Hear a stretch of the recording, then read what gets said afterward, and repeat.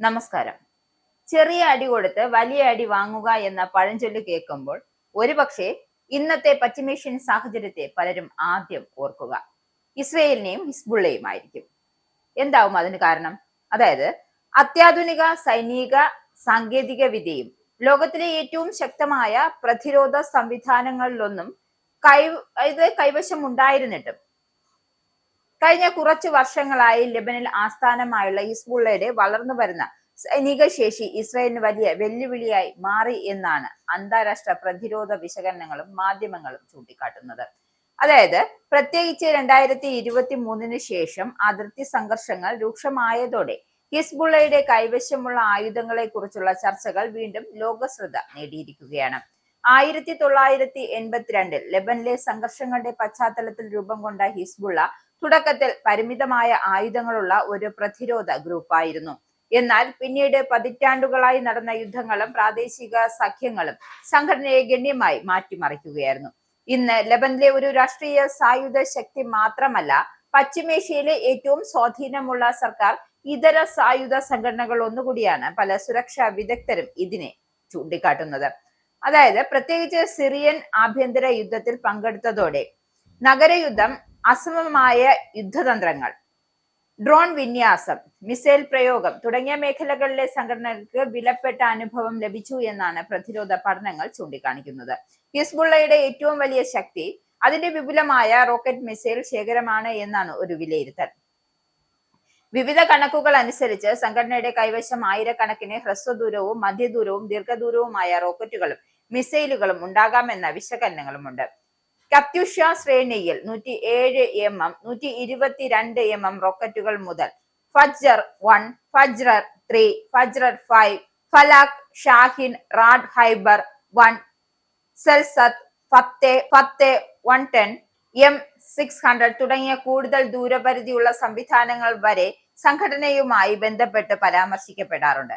ചില അന്താരാഷ്ട്ര പ്രതിരോധ പഠനങ്ങളിൽ സ്കഡ് ശ്രേണിയുടെ മിസൈലുകളെ കുറിച്ചുള്ള അവകാശവാദങ്ങളും ഉയർന്നു വരുന്നുണ്ട് എങ്കിലും അവയുടെ കൃത്യമായ പ്രവർത്തന നിലയും എണ്ണവും സംബന്ധിച്ച് സ്വതന്ത്ര സ്ഥിരീകരണമില്ല. എന്തായാലും ഇസ്രായേലിന്റെ നാവികശേഷിയെ വെല്ലുവിളിക്കാൻ കഴിയുന്ന കപ്പൽ വിരുദ്ധ മിസൈലുകളും ഹിസ്ബുള്ളയുടെ ശ്രദ്ധേയമായ ആയുധങ്ങളായി കണക്കാക്കപ്പെടുന്നുണ്ട്. 100 പോലുള്ള മിസൈലുകളും റഷ്യൻ രൂപകൽപ്പനയിലുള്ള യാഖോണ്ട് പോലുള്ള സംവിധാനങ്ങളും സംബന്ധിച്ച് വർഷങ്ങളായി അന്താരാഷ്ട്ര മാധ്യമങ്ങളിലും പ്രതിരോധ റിപ്പോർട്ടുകളിലും പരാമർശമുണ്ട്. കടൽ മാർഗത്തിലുള്ള സൈനിക കപ്പലുകൾക്കും തന്ത്രപ്രധാന ലക്ഷ്യങ്ങൾക്കും ഭീഷണിയാകാൻ ഇത്തരം ആയുധങ്ങൾ കൊണ്ടാകുമെന്നാണ് വിദഗ്ധരുടെ വിലയിരുത്തൽ. ഭൂയുദ്ധത്തിൽ ഹിസ്ബുള്ളയെ കൂടുതൽ അപകടകാരിയാക്കുന്നത് ടാങ്കർ വിരുദ്ധ മിസൈലുകളും ഈ മിസൈലുകളുടെ വലിയൊരു ശേഖരമാണ് എന്നാണ് നിരവധി സൈനിക പഠനങ്ങൾ ചൂണ്ടിക്കാട്ടുന്നത്. RPG-29, വാമ്പയർ 9M14, മറ്റ്യൂലിക്, ഫാഗോട്ട്, കോർക്കൂസ്, മെറ്റീസ് M തുടങ്ങിയ മിസൈലുകളുടെ സംഘടന ഉപയോഗിച്ചിട്ടുണ്ട് എന്ന റിപ്പോർട്ടുകൾ പുറത്തു വരുന്നുണ്ട്. 2006 ലെബനൻ യുദ്ധത്തിൽ ഇസ്രായേലിന്റെ മെർക്കാവ ടാങ്കറുകൾക്ക് ഈ വിഭാഗത്തിലെ ആയുധങ്ങൾ കേടുപാടുകൾ വരുത്തിയതായും പല പ്രതിരോധ വിശകലനങ്ങളും രേഖപ്പെടുത്തിയിട്ടുണ്ട്. ടാങ്കുകൾ മാത്രമല്ല, ശക്തമായ സംരക്ഷിക്കപ്പെട്ട ബങ്കറുകളുടെ പ്രതിരോധ നിലയങ്ങളെയും ലക്ഷ്യമിടാനും ഈ സംവിധാനങ്ങൾ ഉപയോഗിക്കപ്പെട്ടതായും സൂചിപ്പിക്കുന്നുണ്ട്. എന്തായാലും വ്യോമ പ്രതിരോധ രംഗത്തും ഹിസ്ബുള്ള കഴിഞ്ഞ വർഷങ്ങളിൽ കൂടുതൽ ശേഷി വർദ്ധിപ്പിച്ചു എന്ന ആശങ്കയും ഇസ്രായേൽ ഉൾപ്പെടെയുള്ള രാജ്യങ്ങൾ പ്രകടിപ്പിച്ചിട്ടുണ്ട്.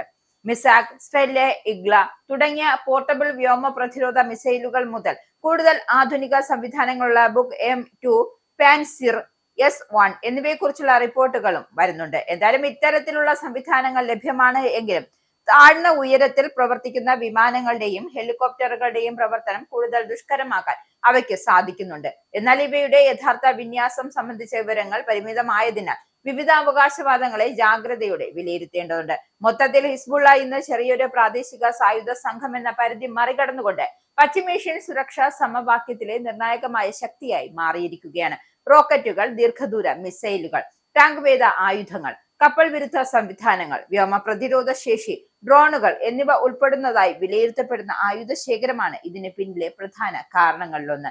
എന്നിരുന്നാലും ഈ ശേഷിയെക്കുറിച്ചുള്ള കണക്കുകൾക്കും അവകാശവാദങ്ങളും പലപ്പോഴും വ്യത്യസ്തമായ സ്രോതസ്സുകളിൽ നിന്ന് വരുന്നതും സ്വതന്ത്രമായും പൂർണ്ണമായും സ്ഥിരീകരിക്കാൻ പ്രയാസമുള്ളതുമാണ്. അതുകൊണ്ട് തന്നെയാണ് പശ്ചിമേഷ്യയിലെ ഭാവി സുരക്ഷാ സാഹചര്യങ്ങൾ മനസ്സിലാക്കാൻ ഹിസ്ബുള്ളയുടെ വളർച്ചയും ഇസ്രായേലുമായുള്ള അതിന്റെ ബന്ധവും അടുത്ത കാലത്തും ആഗോള ശ്രദ്ധയിൽ തുടരുമെന്നതിൽ യാതൊരുവിധ സംശയവുമില്ല.